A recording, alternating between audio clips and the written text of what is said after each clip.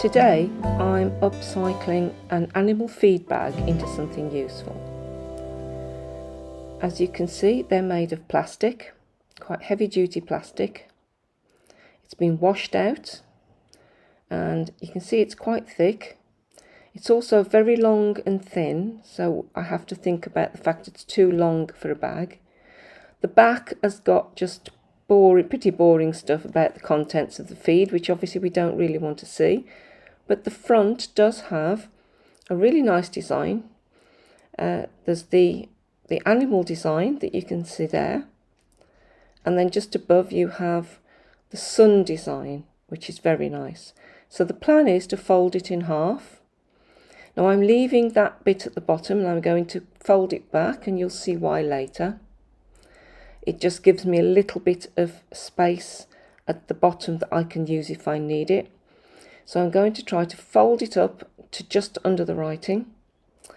Then I'm going to cut the back part off and then turn it around so that the sun is the right way up. And to do that, I'm just going to cut across the top bit. I'm now going to measure up the front of the bag to make sure it's level. So I'm going from the natural base of the bag up to underneath the lettering, and I'm just going to mark across so that it's a straight line. And then I will go above the animal design and do the same.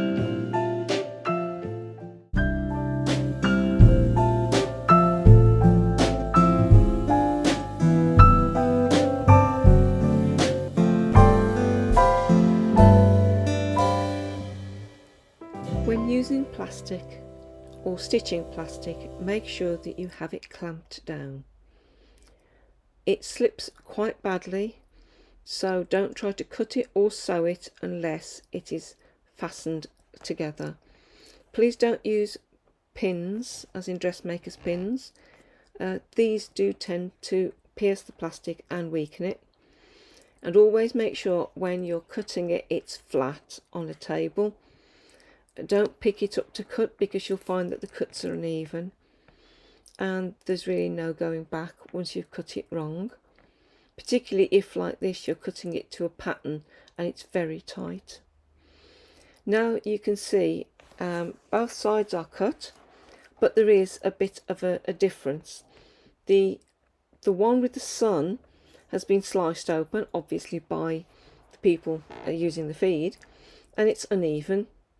So the other one is a little bit bigger. So that's why I left the bottom of the bag just folded up, because that gives you a little bit of space that you can steal.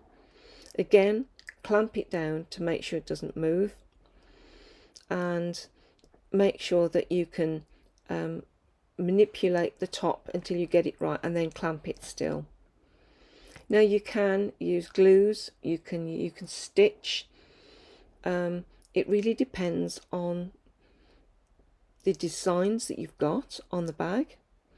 Now, as you can see, I've left a little bit of green at the bottom from the leftover bag. This means that I can now even up the top. This is a peculiarity of this particular bag. It's one of the problems that you will get with different designs. So this bit at the top that is uneven, I need to level it off to its lowest point. So I measure up to the lowest point that is already there and make sure that the bag is going to be that wide right the way across. So now it's just measuring it across and leveling it up a little bit.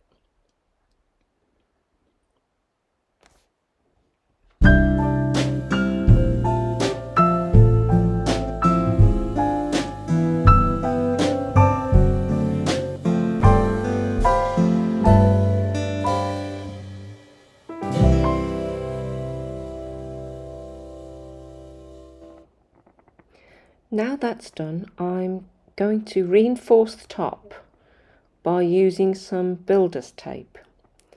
I'm going to use it inside both of the sides, just so that it makes where we're going to put the handle through a little bit more sturdy.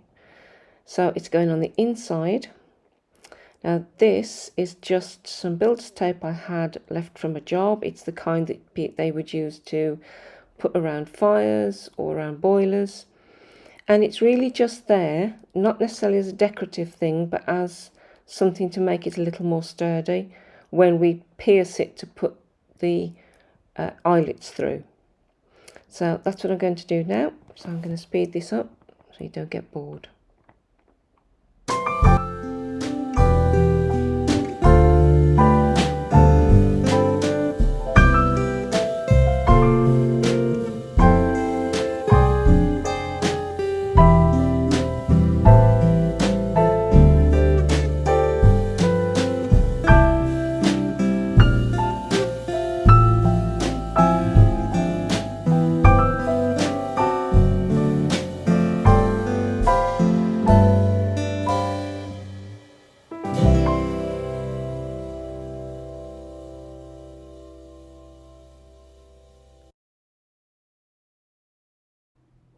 Now I finish that, I just have to stitch around the outsides, but I've decided that I'd quite like to put an inner pocket.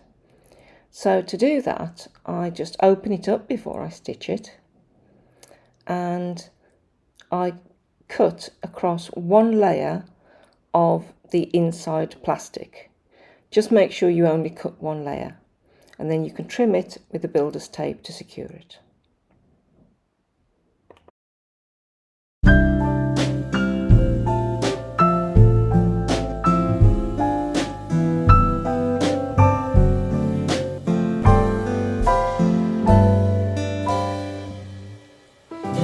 I decided to use eyelets and cord for the handle on the bag.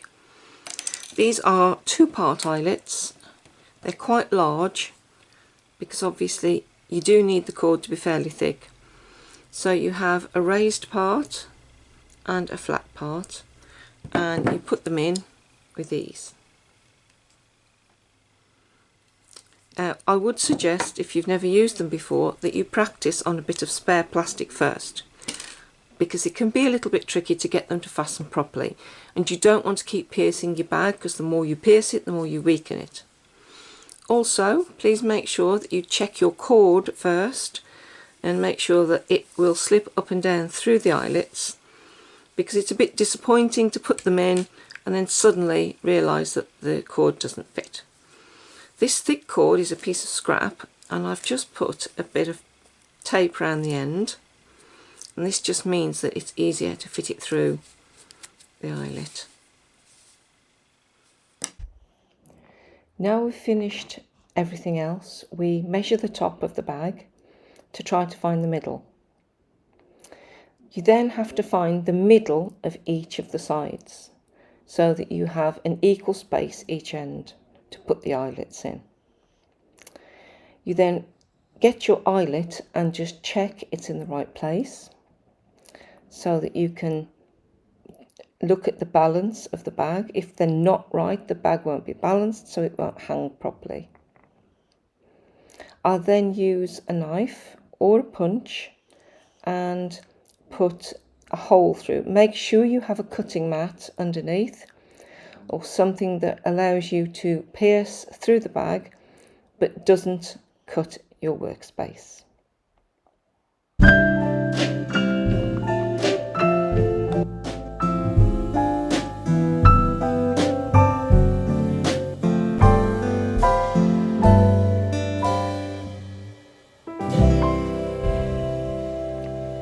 Your bag is now complete. You have the eyelets in, hopefully evenly, and your cord through. You should also have stitched around the edges as evenly as possible, and preferably with one layer of stitching. Any more than one layer of stitching, although it may appear to make it more solid, will pierce the bag a little more and make it a little less secure. And there it is, you have a bag from a feed bag.